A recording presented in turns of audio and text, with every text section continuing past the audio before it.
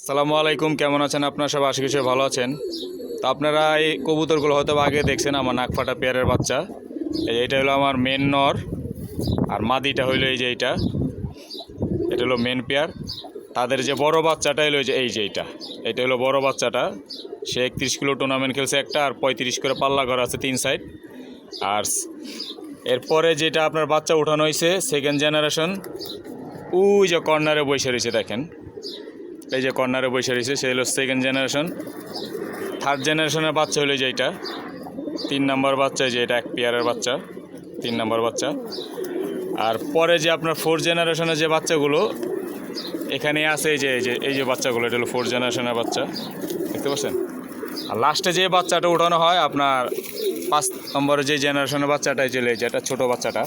তো সব কটাই আপনার বড় হলে বাপমার মতন হয়ে যাবে সব কটাই। তো দেখতে পাচ্ছেন, এটা হলো লাস্ট বাচ্চা আর কি, সিঙ্গেল বাচ্চা উঠানো হয়েছে। এটা হলো 5 নম্বর বাচ্চা, মানে 5 নম্বর জেনারেশনের বাচ্চা। তো আমি এটা নিয়ে একটু কাজ করতেছি, দেখি যে আল্লাহর রহমতে আগাইতে পারি কি না, দেখতে পাচ্ছেন।